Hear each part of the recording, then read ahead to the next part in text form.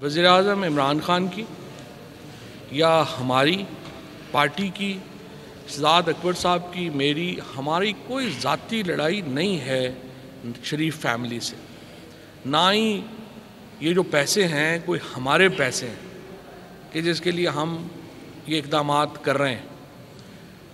مسئلہ یہ ہے کہ جس طریقے سے ایک آرگنائزڈ کرپشن پاکستان میں کی گئی، جس میں دو ادوار شامل ہیں، 1988 سے لے کر کے 1999 تک اور پھر 2008 سے لے کے 2018 تک، ان 20 سالوں میں پاکستان میں دو خاندانوں نے حکومت کی باری باری۔ زیادہ حصہ نواز شریف صاحب کا اور ان کے خاندان کا رہا۔ اس دور میں کیا ہوا؟ اس دور میں اربوں روپیہ پاکستان سے چوری کیا گیا، اس کو مختلف طریقوں سے پاکستان سے باہر بھیجا گیا اور اس کے بعد وہاں پر جائیدادیں خریدی گئیں۔ اب اس کا ایک حصہ ہے جو ہمیں معلوم ہے۔ نواز شریف صاحب کے 4 اپارٹمنٹس ہیں ماربل آرچ میں، جہاں وہ خود رہائش پذیر ہیں، ان کے دونوں بیٹے رہائش پذیر ہیں، اور یہ سلسلہ اس وقت زیادہ سامنے آیا جب ہم نے دیکھا کہ مریم نواز شریف صاحبہ ٹی وی پہ آئیں اور انہوں نے کہا کہ ہماری لنڈن تو کیا پاکستان میں بھی کوئی پراپرٹی نہیں۔ اس کے کچھ عرصے بعد دوبارہ میں یہاں پہ ایڈ کرنا چاہتا ہوں، ہم نے بات نہیں کی تھی، ایک جرمن اخبار تھا سدیٹسے زیٹبرگ، جس میں دنیا کے جو بدنام ترین حکمران ہیں ان کی جائیدادوں کی کہانی دی گئی، جسے ہم پیناما سکینڈل کے نام سے جانتے ہیں۔ اس میں بتایا گیا کہ جہاں پہ دنیا کے اور بے شمار حکمرانوں نے اپنے اور اس میں کیا کامن تھا؟ اس میں کامن یہ تھا کہ جو غریب ترین ممالک ہیں ان کے حکمران امیر ترین تھے، اور انہوں نے اپنے ملک سے پیسہ لے کے زیادہ تر امیر ملکوں میں لگایا تھا۔ پاکستان میں سے شریف فیملی کا نام اس سکینڈل میں آیا اور ہمیں پتہ چلا کہ پاکستان سے اربوں روپیہ باہر لے جایا گیا اور اس سے جائیدادیں خریدی گئیں۔ لہٰذا اس وقت تک ہمیں معلوم ہے کہ 4 اپارٹمنٹس نواز شریف صاحب کے ماربل آرچ میں ہیں، ایک اپارٹمنٹ انہوں نے یو کے میں جو خریدا اس کی ایک ہی کی قیمت تقریباً 45 ملین پاؤنڈ تھی، جو ابھی آپ نے براڈ شیٹ میں بھی دیکھی کہ کس طرح سے پیمنٹ ہوئی۔ اب سوال یہ ہے کہ یہ جو اپارٹمنٹس ہیں جن کی تقریباً قیمت جو ہے وہ بلین ڈالر کے قریب ہے، اور دوسری طرف ہم یہ دیکھتے ہیں کہ شریف فیملی میں بچہ پیدا بعد میں ہوتا ہے اور لنڈن میں اس کا اپارٹمنٹ پہلے ہوتا ہے، تو یہ کیسے ممکن ہو رہا؟ اگر پاکستان میں یہ لڑائی صرف عمران خان نے لڑنی ہے اور باقیوں کا مسئلہ نہیں ہے تو پھر باقیوں کا مسئلہ نہیں ہے، لیکن اگر یہ ہمیں بحیثیت قوم لڑنی ہے اور ہم سمجھتے ہیں کہ ہمارا پیسہ ہے تو پھر پوری قوم کو اس میں اپنا حصہ ڈالنا ہے۔ اور جب میں پوری قوم کہہ رہا ہوں تو اس میں عدالتیں بھی شامل ہیں، اس میں ہماری پروسیکیوشن کے ادارے بھی شامل ہیں۔ ہم نے ایک سیاسی جماعت کی حیثیت سے اپنا فرض ادا کیا ہے۔ ہم نے ایک ایسے وقت میں عمران خان نے کرپشن کے خلاف نیریٹو بنایا، بیانیہ بنایا، جب پاکستان میں کرپشن کے خلاف بیانیہ کوئی تھا ہی نہیں۔ یہ ماحول شروع ہو گیا تھا کہ جی کوئی بات نہیں ہے، کھاتا ہے تو لگاتا بھی تو ہے۔ اس ماحول میں عمران خان نے پاکستان میں کرپشن کے خلاف اپنا بیانیہ بنایا اور اس کے اوپر انہیں ووٹ ملا۔ اب پاکستان کے جمہوری نظام میں ہمارے اختیارات لامحدود نہیں ہیں۔ ہم یہ نہیں کر سکتے کہ لوگوں کو پکڑ کے اور کہا جائے کہ آپ اتنے اپنے پیسے واپس کریں گے تو ہی آپ ریلیز ہو سکیں گے۔ ہمارے ہاں ایک عدالتی نظام ہے، ہمارے ہاں ایک پروسیکیوشن کا نظام ہے۔ جب سے جسٹس جاوید اقبال صاحب نے اور موجودہ نیب کے سیٹ اپ نے اپنی جگہ سنبھالی ہے، میں ان کو اس بات کے اوپر یقیناً بہت ہدیہ تبریک پیش کرنا چاہتا ہوں، مبارکباد دینا چاہتا ہوں۔ 400 ارب روپیہ انہوں نے مختلف جو ملزمان ہیں ان سے لے کر کے قومی خزانے میں جمع کرایا ہے، 400 ارب روپیہ۔ یہ نیب کی بہت ہی شاندار کارکردگی ہے۔ اسی طریقے سے ہمارے عدالتوں نے جس طریقے سے پیناما کیس کا فیصلہ کیا، جس طریقے سے ہماری عدالتوں نے بہت شاندار فیصلے کیے، جس کے نتیجے میں پاکستان میں یہ تاثر بنا کہ عدالتی نظام جو ہے وہ کرپشن کے خلاف جنگ میں حصہ ہے، یہ انتہائی قابل تحسین بات ہے۔ لیکن کچھ معاملات میں آ کر کے لوگوں کی امیدیں ہیں اور لوگ یہ سمجھتے ہیں کہ ابھی بھی نظام تبدیل نہیں ہو سکا، اور حقیقت بھی یہ ہے ہم نے حکومت لی ہے، نظام کے خلاف ابھی ہماری جنگ جاری ہے۔ شہباز شریف صاحب کو جس طریقے سے باہر جانے کی اجازت ملی، یہ بھی ہمارے نظام کی بوسیدگی کا ایک اظہاریہ ہے کہ کس طریقے سے ایک ہی دن میں شہباز شریف صاحب کا کیس لگا، ایک ہی دن میں نوٹس ہوئے، ایک ہی دن میں ان کا بیان ہوا، اور ایک ہی دن میں نوٹس نہیں ہوا، جو نوٹس ابھی جاری کر کے ہمیں نہیں بلایا گیا، صرف ابھی ابتدائی نوٹس جاری کیے گئے، اور اس کے بعد ان کو باہر جانے کی جو ہے وہ اجازت ملی۔ اس میں ہو سکتا ہے کہ ارجنسی کا کوئی معاملہ ہو، کیونکہ ہمیں پتہ نہیں ہے، ابھی تک ہمیں کیس اس طرح سے ہم نے اسٹڈی نہیں کیا، ہمیں ملا نہیں۔ لیکن سوال یہ پیدا ہوتا ہے کہ پنجاب کی وزیر صحت ڈاکٹر یاسمین راشد، جو کہ کہیں زیادہ بیمار ہیں شہباز شریف صاحب سے، اگر وہ پاکستان میں رہ کے اپنا علاج کروا رہی ہیں اور اس کے ساتھ کرونا کے محاذ پہ بھی ڈٹی ہوئی ہیں، تو کیا شہباز شریف صاحب کو اور نواز شریف صاحب کو نہیں چاہیے کہ وہ اپنا علاج پاکستان میں کرائیں، جنہوں نے ایک طویل عرصہ پاکستان میں حکومت کی؟ اسی طریقے سے کیا ان کے بچوں نے جو بزنسز کیے ہیں، کیا ان کا فرض نہیں بنتا کہ وہ پاکستان آئیں اور عدالتوں کا سامنا کریں؟ اب مسئلہ یہاں پہ یہ ہے کہ شہباز شریف صاحب کو باہر جانے کی اجازت دینے کا مطلب یہ ہوگا کہ ہم ان ہزاروں قیدیوں کے حقوق کو ایک طرف رکھ دیں، ہم ان کو بھول جائیں، پاکستان کے اندر جو کلاس سسٹم ہے اس کو ہم ایکنالج کر لیں، اور شہباز شریف صاحب کو ہم باہر جانے دیں، جبکہ باقی تمام قیدی جو ہیں ان کو یہ حق حاصل نہیں ہے کہ وہ جیل سے باہر بھی علاج کرا سکیں۔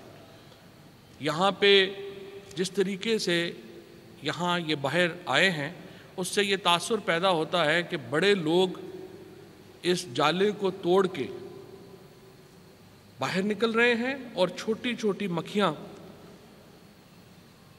اس جالے میں پھنستی اور دھنستی جا رہی ہیں۔ اس سے ہماری معاشرہ تباہ و برباد ہو جائے گا، اس سے ہماری سوسائٹی کو شدید نقصان پہنچے گا، جہاں پہ عام آدمی یہ سمجھے گا کہ یہاں پہ بڑے لوگوں کے لیے اور قانون ہے اور چھوٹے لوگوں کے لیے اور قانون ہے۔ ہمیں عدالتی فیصلوں کا بہت احترام ہے، اور ہم نے اب تک تمام عدالتی فیصلوں کو مکمل طور پر عمل درآمد کیا ہے، لیکن اس فیصلے کے حوالے سے ہمارے تمام قانونی آپشنز موجود ہیں، اور یہ جو اپیلیں جس کی ابھی شہزاد آپ کو پوری ڈیٹیل بھی دیں گے کہ کس طریقے سے اس کے جو قانونی معاملات ہیں ان کو کیسے آگے لے کر کے جانا ہے، وہ ہمارا حق ہے کہ ہم اپنی اپیل کا قانونی حق جو ہے وہ استعمال کریں۔ سوال یہ ہے کہ شہباز شریف صاحب کی کیسے گارنٹی قبول کی جائے جبکہ وہ ایک دوسرے مفرور کی گارنٹی کو پورا نہیں کر سکے؟ جب وہ نواز شریف کی گارنٹی دے رہے تھے تو اس وقت ہمیں تو امید یہ تھی کہ نیب اور کورٹ انہیں بلا کے یہ پوچھے گا کہ آپ نے تو نواز شریف کی گارنٹی دی تھی، وہ واپس لے کے ان کو آپ نے آنا تھا، وہ کہاں گئے؟ چاہے جائے گا کہ شہباز شریف ہی کو موقع دے دیا جائے کہ وہ ملک سے فرار ہو جائیں۔ اور اب تو یہ بیانیہ صرف حکومت کا نہیں ہے، خود اپوزیشن میں بھی اگر آپ دیکھیں تو آصف زرداری صاحب نے مریم بی بی کو یہ کہا تھا کہ پہلے اگر آپ تحریک چلانا چاہتے ہیں تو نواز شریف صاحب کو وطن واپس لائیں۔ خود اپوزیشن بھی یہ سمجھتی ہے کہ نواز شریف جو ہیں وہ مفرور ہیں۔ اس سے پہلے شہباز شریف صاحب نے کہا کہ میری کمر میں درد ہے اور وہ لندن گئے، اور پھر آپ نے اور ہم نے دیکھا ان کی جو ویڈیوز آئیں وہ تو سڑکوں پہ دوڑتے پھر رہے تھے، کوئی مسئلہ نہیں تھا۔ اب اس کیس کی جو اہمیت ہے اور اس کی جو لیگل اور ٹیکنیکل اہمیت ہے اس کے اوپر میں ریکویسٹ کروں گا شہزاد اکبر صاحب سے کہ وہ اس کے اوپر تفصیل سے روشنی ڈالیں۔ ہمارا موقف بڑا واضح ہے، ہم کہتے ہیں کہ قانون جو ہے وہ برابر ہونا چاہیے نواز شریف فیملی کے لیے بھی اور عام لوگوں کے لیے بھی، اور چھوٹے چوروں کو بھی جو حقوق وہی ملنے چاہیے جو اس طرح کے بڑے چوروں کو حقوق حاصل ہے۔ نظام کے خلاف ہماری جدوجہد جاری رہے گی، اور اس طرح میں نے عرض کیا یہ جدوجہد صرف عمران خان کی نہیں ہے، ہمارے پورے معاشرے کی ہے، اور ہر ادارے کو اس میں اپنا کردار ادا کرنا چاہیے۔ شہزاد جی السلام علیکم۔ دو چیزیں ہیں جس کے اوپر میں آپ سے مختصراً بات کرنا چاہتا ہوں، اور کچھ اس میں کلیریفیکیشن بھی ضروری ہے۔ ویسے تو اس طرح کے عدالتی حکم جتنے بھی ہوتے ہیں ان کا معاملہ عدالت میں ہی اس کو چیلنج کیا جانا ہے، اور اس کا ایک پروسیس بھی ہے، بیکاز وہ لاسٹ ورکنگ ڈے پہ تھا، اور اب نیکسٹ ورکنگ ڈے پہ جو بھی حکومتی قانونی لایا عمل ہوگا وہ فورس میں آئے گا۔ لیکن آج آپ لوگوں سے بات کرنا اور ان تمام چیزوں کے اوپر روشنی ڈالنے کی سب سے بنیادی وجہ، اور یہ میں بالکل شروع میں کہنا چاہتا ہوں، اس کی بنیادی وجہ ہمارے اپوزیشن میں جو مسلم لیگ نون کے کچھ لوگ ہیں جو کل سے 2-4 دنوں سے اور اگلے آنے والے دنوں کی بھی میں آپ کو پیشن گوئی کر رہا ہوں کہ انہوں نے بار بار یہ چیزیں دہرانی ہیں، اور جس طرح سے میں یہ سمجھتا ہوں کہ وہ عدالت کو مس لیڈ کرتے ہیں، وہ عوام کو بھی گمراہ کرنے کی کوشش کریں گے، کر رہے ہیں اور کریں گے۔ تو اس لیے یہ جو کچھ چیزیں فیکچول آپ کے سامنے رکھنا، اور اس میں ذرا برابر بھی میرا اوپینین شامل نہیں ہے، وہ بڑا ضروری ہے۔ سب سے پہلے آ جاتے ہیں جو شہباز شریف کے صاحب کے باہر جانے کا معاملہ ہے، اس کی جو سیاق و سباق اور ساری بیک گراؤنڈ کی تو آپ کو فواد صاحب نے بڑی تفصیل سے بات کر دی ہے۔ اب ایک ہی دن میں جب وہ فیصلہ آیا تو اس وقت جب کورٹ میں ہیئرنگ ہوئی، ہم یہ سمجھتے ہیں کہ انہوں نے عدالت کو پراپرلی اسسٹ نہیں کیا، چاہے آپ پٹیشنر ہوں یا رسپونڈنٹ ہوں، دونوں طرف کے وکلاء کے اوپر اور ہر پٹیشنر کے اوپر لازم ہوتا ہے کہ عدالت کو صحیح فیکٹس بتائیں اور ان کو صحیح طرح سے اسسٹ کریں۔ اب جو اس وقت حکم لے کے یہ صبح سویرے پہنچے تھے وہ بلیک لسٹ سے متعلقہ ایک حکم تھا، اور میں آپ کو وہ اس حکم کا جو آپریٹو پیرا ہے وہ پڑھ کے سنا دیتا ہوں۔ اس میں لکھا ہے keeping in view the past conduct and travel history the fact that name of the petitioner is not in the exit control list at the moment the name of petitioner in black list if already placed will not stop the petitioner from one time visit to UK۔ آگے date لکھی ہوئی ہے۔ اب عرض یہ ہے کہ جو عدالتی حکم ہے وہ لیٹر اینڈ اسپرٹ میں تو بلیک لسٹ کا ہے۔ مختلف تحقیقاتی اداروں نے مختلف کیسز کے اندر ان کا نام PNIL ایک لسٹ ہے جو کل ان کی میں حیرت ہوتی ہے کہ ذاتی ملازموں کو وکیل کے طور پہ پیش کر دیتے ہیں۔ وہ ایک عطا تارڑ صاحب ہیں جو ان کے PSO تھے، وہاں سے اٹھ کے اب اپنے آپ کو کہتے ہیں میں وکیل ہوں، پتہ نہیں مجھے تو کیسے وہ وکیل ہیں۔ انہوں نے کل PNIL کا ایک نیا پتہ نہیں نام بتایا تھا، person not in the list. میں اس پہ بڑا حیران ہو رہا تھا کہ اگر یہ لیگل اسسٹنس مل رہی ہے تو فواد چودھری صاحب سے بھی میں نے کہا، اٹارنی جنرل کو کہا کہ لیگل ایڈ ہم نے شروع کیا تھا تو شہباز شریف صاحب کو کوئی بہتر لیگل ایڈ کے وکلا دے دیں۔ یہ personal not in the list نہیں ہے، یہ پروویژنل نیشنل آئیڈینٹیفیکیشن لسٹ ہے۔ یہ سپریم کورٹ آف پاکستان کے اس کے اوپر بھی ڈیلیبریشنز ہو چکی ہیں، اس کی باقاعدہ SOPs بنی ہوئی ہیں، تو یہ وہ لسٹ ہے۔ ان کا جو ECL میں نام ڈالنا، چونکہ یہ پہلے جیل میں تھے تو اور پرانے کیسز میں جب ان کا ECL کے اوپر نام تھا تو اس سے نکالا جا چکا تھا عدالتی حکم سے۔ نئی ریکویسٹ جو ہے وہ ان پروسیس ہے۔ لاسٹ ورکنگ ڈے کے اوپر جب یہ آرڈر آیا تو وہ بلیک لسٹ سے متعلقہ تھا۔ اب یہ چونکہ اس کے اندر جو ایشوز ریز ہوئے ہیں، جو کچھ کلیریفیکیشنز ہیں، اس کو لے کے حکومت اس کی اپیل کرے گی اس آرڈر کے خلاف، اور پھر اس کے بعد دیکھا جائے گا کہ کیا ہے، کہ نیکسٹ اس میں سٹیپ کیا ہونا ہے۔ اب دوسرا اس کے اندر جو جانے کا تو معاملہ مجھے نہیں سمجھ آتی، کیونکہ عدالت کے سامنے اب حکومت بھی اپنا موقف لے کے جائے گی، اور جو تحقیقاتی ادارے جن کو یہ مطلوب ہیں، اور پھر اس کے ساتھ ساتھ وہ فیکٹ جو فواد نے ذکر کیا کہ یہ آلریڈی مفرور ہیں، اور کل سے ایک بڑی بات کی جا رہی ہے کہ جیسے عدالتی حکام کی ہم کوئی حکم کی حکومت کو کوئی عزت نہیں ہے۔ یہ بات وہ لوگ کر رہے ہیں جن کے سو کالڈ لیڈر کے اوپر پروکلمیشن ایشو ہوئی ہے، اشتہاری مفروض ڈکلیئر کیے ہوئے ہیں، جس کا مطلب یہ ہے کہ وہ فوری طور پہ ملک میں واپس ان کو لایا جائے. اور ہر قانون کو جاننے ماننے والے شخص کے لیے ضروری ہوتا ہے. پروکلمیشن کا مقصد کیا ہوتا ہے؟ جب کسی کو اشتہاری ملزم قرار دیتے ہیں تو ہر شہری کے اوپر لازم ہے کہ جس کو جہاں ملے اس کی اطلاع دے یا اس کو پکڑ کے حوالہ پولیس کرے تاکہ اس کے مقدمات آگے چل سکیں. تو یہ لوگ آج کہتے ہیں جی کہ عدالتوں کے حکم ہیں، تو سب سے پہلے ان کو اس حکم کے اوپر عمل درآمد کرنا چاہیے. دوسرا امپورٹنٹ پوائنٹ جو یہ کل سے جو لاہور ہائی کورٹ کا شہباز شریف صاحب کی بیل کے اوپر ڈیٹیل آرڈر آیا ہے، اس ڈیٹیل آرڈر کو لے کے جو مسلم لیگ نون کے مختلف رہنما ہیں انہوں نے کل بھی اس پہ بات چیت کی اور آج بھی کریں گے، اگلے 4 دن بھی کرتے رہیں گے. اس آرڈر کی ڈیٹیل آرڈر کی کچھ کلیریفیکیشن اور اس کے آرڈر کے بعد جو باتیں کی گئی ہیں وہ کچھ وضاحت کرنا بڑا ضروری ہے. ایک بات یہ کی جاتی ہے، پہلے میں جنرل بات کر دیتا ہوں پھر میں آرڈر کے اندر آ جاتا ہوں تاکہ اس آرڈر کو سمجھ بھی لیا جائے کہ بیل کا آرڈر کہتا کیا ہے اور بیل کا آرڈر کا امپیکٹ کیا ہے. پہلے تو یہ بات کہتے ہیں کہ جی شہزاد اکبر صاحب بڑے کاغذ لہراتے تھے پی آئی ڈی میں، تو وہ کدھر ہیں وہ ثبوت؟ عدالت میں تو وہ ثبوت نہیں ہیں. میں صرف آپ لوگوں کے لیے آج یہ 55 والیومز لے کے آیا ہوں. 54 والیومز کا اس کے اندر ایویڈنس ہے. فرسٹ والیوم اس کا ریفرنس اور انویسٹیگیشن رپورٹ ہے، یہ آپ کے سامنے موجود ہے. یہ اکاؤنٹیبلٹی کورٹ لاہور میں یہ ایویڈنس ہے جس میں سے آئی تھنک اس وقت 12 یا 13 گواہ ہو چکے ہیں اور عید کے فوراً بعد ٹرائل آگے چلے گا اور 100 کے زائد اس کے اندر گواہان ہیں، کیونکہ اس کیس کے اندر کافی زیادہ ڈاکومنٹری ایویڈنس ہے جو سارے کا سارا پروڈیوس ہونا ہے عدالت میں. تو سب سے پہلے یہ جو قوم کو گمراہ کرنے کی کوشش کرنا ہے کہ کہاں ہیں وہ ثبوت، تو یہ جناب عالی یہ ہیں وہ آپ کے ذرائع جو آپ تو بتانے سے قاصر ہیں، لیکن یہ سارے کا سارا ڈاکومنٹری ایویڈنس اس کا منہ بولتا ثبوت ہے.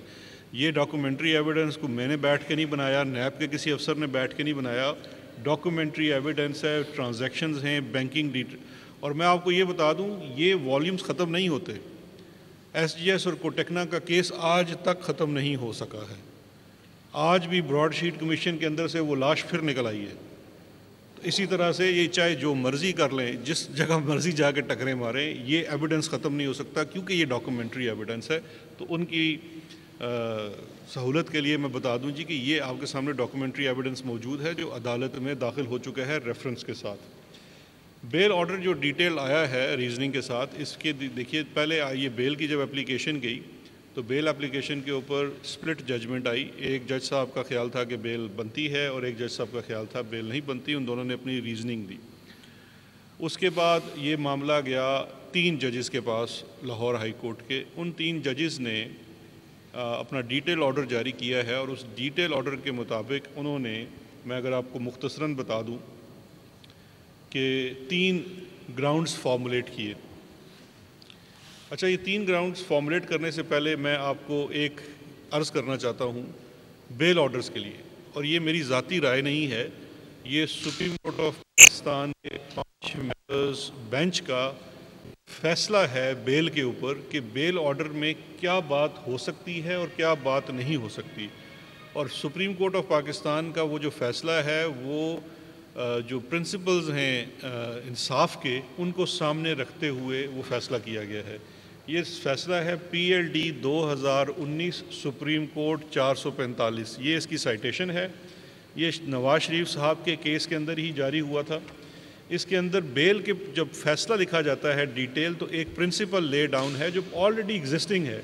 اس فیصلے میں یہ ری ایٹریٹ ہوا، یعنی کہ دوبارہ سے سپریم کورٹ نے یاد دلایا تمام کورٹس کو کہ جب آپ نے بیل کا آرڈر لکھنا ہے تو اس کا پرنسپل آپ کے سامنے کیا ہونا چاہیے. میں صرف 2 چیزیں آپ کو عرض کرنا چاہوں گا. ایک انہوں نے، اور یہ نیب کے ہی کیس کا ہے، اس میں انہوں نے لکھا کہ جو ججز ہیں ہائی کورٹ کی، Court deprecated the practice of writing lengthy judgments in bail matters and observed that instead of adhering to the guidelines issued and recommendations made by the Supreme Court in case of Muhammad Shakil versus the state regarding shorter format of the order to be passed in matters in bail, High Court impugned judgment relating to bail upon suspension of sentence spanned over 41 pages.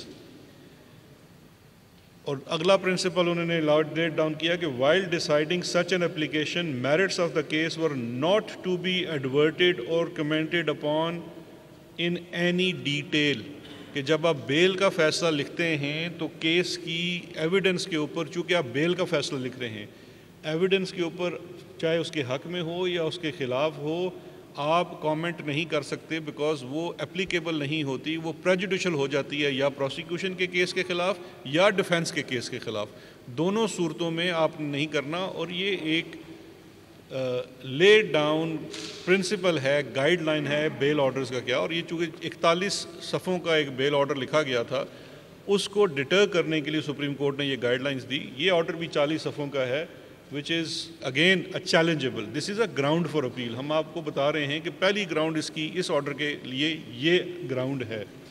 اس کے بعد اب بیل order پہ آ جائیے تو بیل order کے اندر 3 چیزوں پہ انہوں نے ان کو پوائنٹس کیے کہ جی چونکہ یہ ایک ریفری بینچ تھا جس کے پاس میٹر آیا، 3 انہوں نے کہا ہم نے کوشچنز فریم کیے۔ پہلا یہ تھا کہ کیا فیکٹس اور میرٹس کے اوپر بیل ہو سکتی ہے، دوسرا پوائنٹ یہ تھا کہ کیا میڈیکل گراؤنڈ اس کیس میں ہے جس پہ بیل ہو سکتی ہے، اور تیسرا گراؤنڈ تھا ڈیلے ان ٹرائل، کیا اس کے اوپر بیل ہو سکتی ہے۔ اس کے اوپر اس ہائی کورٹ کے جو ڈیٹیل فیصلے کے اندر انہوں نے بی اور سی جو پوائنٹ ہے، یعنی کہ میڈیکل گراؤنڈ اور ڈیلے ان ٹرائل جو ہے، یعنی کہ ٹرائل کی طوالت ہے، اس کے اوپر اسجد گرال صاحب کے فیصلے سے ایگری کیا تینوں ججز نے، یعنی کہ 4 ججز نے یہ کہہ دیا کہ نہ ہی اس کیس میں کوئی میڈیکل گراؤنڈ ہے، اور یہ بڑا امپورٹنٹ پوائنٹ ہے سمجھنے کے لیے کہ اس کیس میں نہ ہی کوئی میڈیکل گراؤنڈ ہے اور نہ ہی مقدمے کی جو طوالت ہے اس کی وجہ سے بیل ہونی چاہیے۔ اب یہاں 2 سوال پیدا ہوتے ہیں جو کہ آف کورس اپروپریٹ فورم ہے، اس میں اپیل ہونی چاہیے اور وہ اپیل کریں۔ پہلا یہ ہے کہ اگر میڈیکل گراؤنڈ نہیں ہے تو جو اب شہباز شریف کو انہوں نے سہولت لینے کی کوشش کی میڈیکل گراؤنڈ میں پاکستان سے باہر جانے کی، اور میڈیکل گراؤنڈ اور میڈیکل چیک اپ کے لیے ان کو اجازت دی گئی، تو یہ 2 فیصلوں میں کانٹراڈکشن آ گیا، اس لیے اس فیصلے میں اپیل ہونی چاہیے۔ اور وہ 4 ججز نے کہا کہ میڈیکل گراؤنڈ نہیں ہے، اب سنگل جج بینچ کہہ رہا ہے کہ یہ جا سکتے ہیں میڈیکل کے لیے، تو یہ کلیئر کانٹراڈکشن ہے، same accused and same similar matter, تو this is a first and very fair ground for appeal جس کو لے کے آگے جانا پڑے گا۔ دوسرا یہ کہا گیا کہ مقدمے میں طوالت کی وجہ سے بیل نہیں ہو سکتی۔ اچھا، چونکہ اس میں ہم اپیل کی بات کر رہے ہیں تو اپیل کے لیے یہ بھی گراؤنڈ بڑا ویلڈ ہے، کیونکہ اسی کیس میں جو دوسرے کو اکیوزڈ ہیں حمزہ شہباز، ان کو ہارڈ شپ اور مقدمے کی طوالت کی وجہ سے بیل دی گئی، سو یہ ایک اور کانٹراڈکشن ہے جس کے اوپر اپیل بنتی ہے۔ اب ہم آ جاتے ہیں اس کیس کے اندر انہوں نے، جب باہر چلے جائیں گے تو اور یہ بھی بڑا امپورٹنٹ پوائنٹ ہے کہ جب اگر یہ ملک سے باہر چلے جاتے ہیں تو ایبسنس میں کسی اکیوز کے خلاف ٹرائل پروسیڈ نہیں کر سکتا، یہ باہر چلے جائیں گے تو باقی جو اس کیس کے اندر 14 ملزمان ہیں ان کا حق بھی مارا جاتا ہے کیونکہ ان کا مقدمہ چل نہیں سکے گا، سو یہ ایک اور کنسیڈریشن ہے جو اس کیس میں سامنے ہونی چاہیے تھی، اور چونکہ ان لوگوں نے عدالت کو باقاعدہ اسسٹ نہیں کیا تو وہ اس میں ایک اپیلیبل گراؤنڈ بنتا ہے۔ اب ہم آ جاتے ہیں اس کے فیکچول چیزوں کے اوپر۔ فیکچول چیزوں کے اوپر جو ہم سمجھتے ہیں، اور یہ چیز انہوں نے بار بار کہی، آج کچھ اخباروں نے ہیڈ لائنز بھی لگائی ہوئی تھی کہ جی کرپشن کا کوئی ثبوت نہیں ہے اور کرپشن کا کوئی الزام نہیں ہے۔ دیکھیے، کرپشن نیشنل اکاؤنٹیبلٹی بیورو کے سیکشن جو آرڈیننس ہے 99 کا، اس کے سیکشن 9 کے تحت 12 اس کی تقریباً میرے خیال میں شکیں ہیں جس کے تحت کرپشن اینڈ کرپٹ پریکٹسز کا لفظ لکھا گیا ہے کہ یہ 12 ایسے اوفینسز ہیں جن میں سے ایک بھی کمٹ ہوگا تو اس کا مطلب ہے کرپشن اور کرپٹ پریکٹسز ہوئی۔ اس میں سے ایک اوفینس ہے 9A5 کا جو ہے asset beyond means. Asset beyond means کسی پرائیویٹ آدمی کے اوپر نہیں ہو سکتا، نیب کا، آپ صحافی ہیں آپ کے اوپر نہیں ہو سکتا، کوئی دکاندار ہے اس کے اوپر نہیں ہو سکتا، کوئی فیکٹری اونر ہے اس کے اوپر نہیں ہو سکتا، یہ صرف اور صرف پبلک آفس ہولڈر کے اوپر ہو سکتا ہے۔ اور اس کی وجہ ہے کیونکہ اسی قانون کے اندر پریزمپشن کا ایک سیکشن ہے جو یہ کہتا ہے کہ اگر پبلک آفس ہولڈر کے جو اثاثے ہیں اس کی آمدن سے زائد ہیں تو اس کا مطلب ہے کہ اس نے کرپشن کی ہے۔ اب یہ دوسری چیز سمجھنا ضروری ہے کہ یہ قانون صرف پاکستان میں نہیں ہے، یہ دنیا کے تقریباً تمام ممالک میں اس طرح کے قوانین پائے جاتے ہیں میں آپ کو برطانیہ کی مثال دے دیتا ہوں. ان ایکسپلینڈ ویلتھ آرڈر عام آدمی کے اوپر نہیں ہو سکتا، پیپ کے اوپر ہو سکتا ہے. پیپ کیا ہے؟ پولیٹیکلی ایکسپوز پرسن، جو آپ کے ہاں پبلک آفس ہولڈر کہلاتا ہے.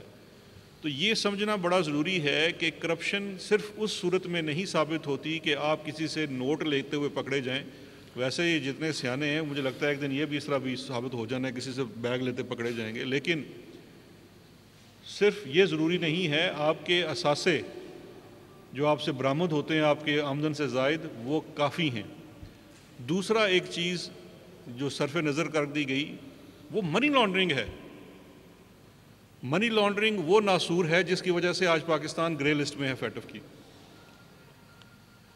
اس کو بھی صرف نظر کر دیا گیا. ان کے اوپر منی لانڈرنگ کے الزامات ہیں اور یہ اس گروہ کے سرغنہ قرار پائے ہیں اس کیس کے مطابق جس نے منی لانڈرنگ کی. اب آ جاتے ہیں اس کے اندر جو ان کی ججمنٹ کے اندر کچھ چیزیں ہیں جو میں سمجھتا ہوں صرف نظر ہوئی اور اس کے اوپر اپیل بنتی ہے اور نیب کو اس میں ضرور اپیل کرنی چاہیے. ایک یہ گراؤنڈ لکھا ہوا ہے اور اس کے اوپر بہت زیادہ بات کی جائے گی جی کہ نیب نے کہا ہے کہ شہباز شریف کا کوئی ڈائریکٹ لنک نہیں ہے، کسی بھی ٹی ٹی کے ساتھ کوئی ڈائریکٹ لنک نہیں ہے. یہ جی ہائی کورٹ کے فیصلے نے کہہ دیا ہے. پہلی بات میں نے بتا دی کہ یہ بیل آرڈر ہے. دوسرا، نیب کا اگر آپ والیوم 1 میں ریفرنس دیکھیں اور آئی او رپورٹ دیکھیں تو نیب کا کیس کیا ہے کہ شہباز شریف کے ایسٹس میں جو اضافہ ہوتا ہے وہ اس کے خاندان کو ملنے والی جعلی ٹی ٹیز کے تھرو ہوتا ہے جس کو شہباز شریف خود ڈائریکٹلی استعمال کرتا ہے اور وہ سارے اثاثے استعمال ہوتے ہیں ان کی پہلی جو زوجہ ہیں نصرت شہباز ان کے اکاؤنٹ سے. اور کچھ ایسے انسیڈنٹس ہیں جو اس آرڈر میں نہیں لکھے گئے لیکن میں آپ کو ان کا حوالہ دینا بڑا ضروری سمجھتا ہوں کہ آئی او رپورٹ میں اور ان 55 والیومز میں اس کا ایویڈنس ہے جو کورٹ میں کچھ پروڈیوس ہو چکا ہے اور باقی پروڈیوس ہونا باقی ہے. اس میں سے سب سے پہلے ضروری یہ ہے ڈائریکٹ ٹرانسفر ہے 4.9 ملین کا اگست 2008 میں نصرت شہباز سے شہباز شریف کے اکاؤنٹ میں ان کے پرسنل یوز کے لیے. جو ٹوٹا لینڈ کروزر ہے شہباز شریف صاحب نے جو انہوں نے امپورٹ کی تھی اس کی ڈیوٹی پے کی اور یہ صفحہ نمبر 150 ہے آئی او رپورٹ کا. صفحہ نمبر 150 ہے. اس کے اندر یہ واضح طور کے اوپر ڈیٹس کے ساتھ اور پوری چیز دی گئی ہے اور ساتھ اس کے ایویڈنس لگا ہوا ہے. معاملہ بڑا سمپل سا ہے. آپ اگر سمجھتے ہیں آپ فیصلہ کر لیجئے. دوسرے ملکوں میں جیوری ٹرائل ہوتا ہے جو فیکٹس کے اوپر فیصلہ کرتا ہے. میں آپ کو جیوری بنا دیتا ہوں. یہ کہتے ہیں شہباز شریف نے ڈائریکٹ پیسے وصول نہیں کیے اپنے اکاؤنٹ میں. کیا یہ ضروری ہے کہ اس کے اپنے اکاؤنٹ میں ڈائریکٹ آئے ہوں؟ میں نے کسٹم ڈیوٹی دینی ہے اپنی گاڑی کی.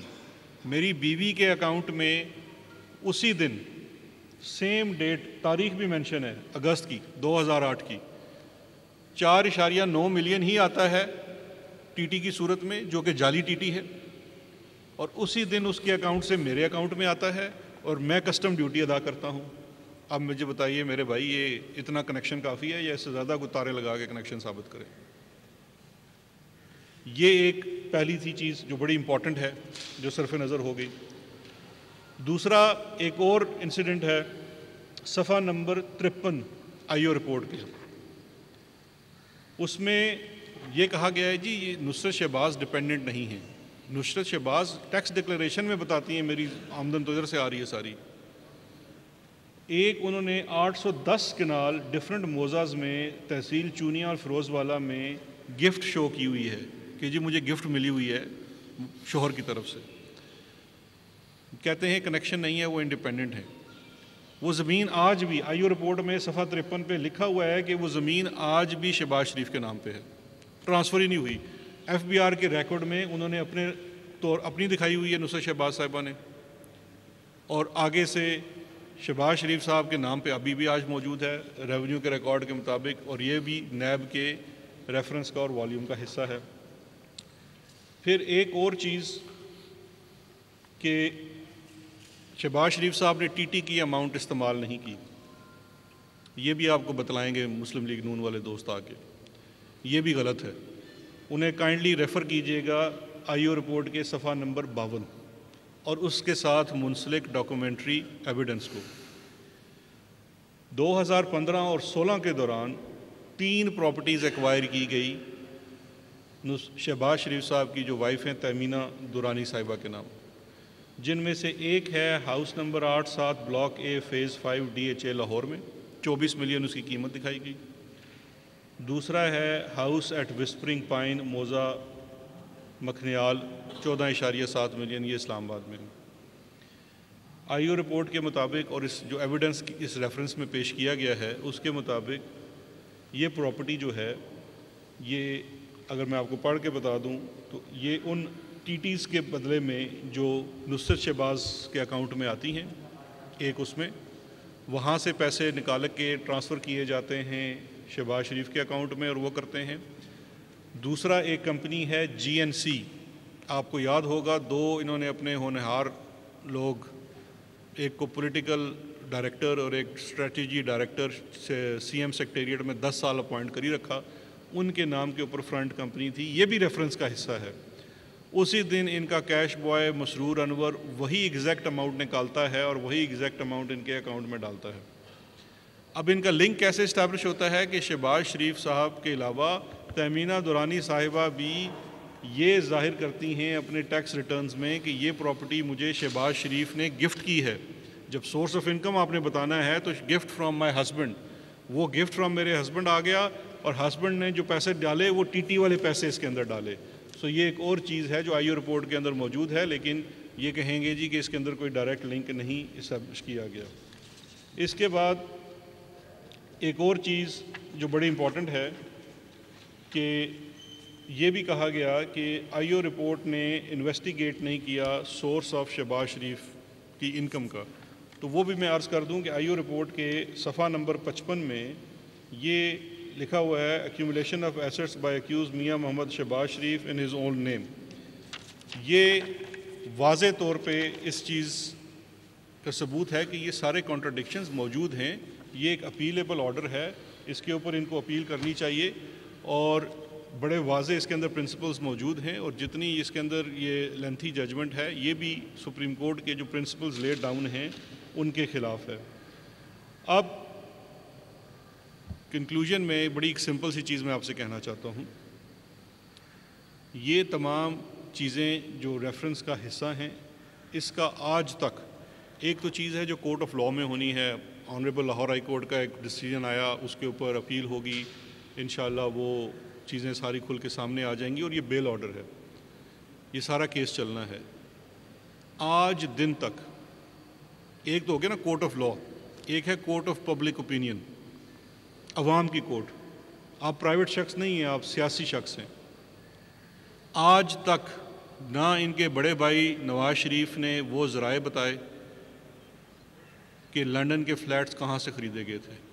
میں کہتا ہوں ایک لمحے کے لیے چھوڑ دیں، 90s میں خریدے انہوں نے، پوری دنیا جانتی ہے، آپ میں سے بہت صحافی سینئر لوگ جانتے ہیں، وہ نواز شریف صاحب کو انٹرویو کرتے ہیں لنڈن میں 90s میں، وہ چھوڑ دیں، 2004 میں بتا دیں اس کے ذرائع کہاں سے آئے تھے، کیا ثبوت تھے ان کے پاس۔ اسی طرح سے شہباز شریف اور ان کے صاحبزادے بتا دیں، مسرور انور، پاپڑ والا، ریڈی والا، فلودے والا، ان سے ان کا کیا تعلق ہے کہ وہ ملینز آف ڈالرز کی TTs ان کے اکاؤنٹ میں بھیج رہے ہیں، وہ شخص جو ان ملکوں میں کبھی گئے نہیں۔ یہ وہ امپورٹنٹ سوال ہیں جو ان کو اپنے ٹرائل میں تو دینے پڑیں گے، اور ٹرائل کا بھی فیصلہ ہونا باقی ہے، لیکن کورٹ آف پبلک اوپینین میں بھی ان سے پوچھا جانا چاہیے، آج بھی پوچھا جانا چاہیے، جب بھی یہ عوام کے سامنے آئیں تو ان سے پوچھا جائے کہ منظور پاپڑ والے سے آپ کا تعلق کیا ہے، کیونکہ جب تک اس سوال کا یہ جواب نہیں دیں گے کہ منظور پاپڑ والے کی، اور یہ ڈاکومنٹری ایویڈنس ہے، منظور پاپڑ والے کے نام سے اس کے ID استعمال ہو کے ان کے بچوں کے اکاؤنٹ میں وہ پیسے آئے ہوئے ہیں جو انہوں نے استعمال کیے ہیں، ان کے بیوی کے اکاؤنٹ سے پیسے نکال کے انہوں نے استعمال کیے ہیں، اپنی گاڑی کی کسٹم ڈیوٹی دی ہے، اس کنیکشن کو یہ کیسے جٹلائیں گے؟ کیا انہوں نے کبھی سوال نہیں کیا کہ یہ کون ہے بھائی منظور، اتنا اچھا آدمی ہے، ہمیں پیسے دیے جا رہا ہے وہ بھی ڈالرز؟ تو یہ سوال ان کا جواب دینا پڑے گا، اتنی جلدی جان خلاصی نہیں ہوگی۔ بہت شکریہ، تھینک یو۔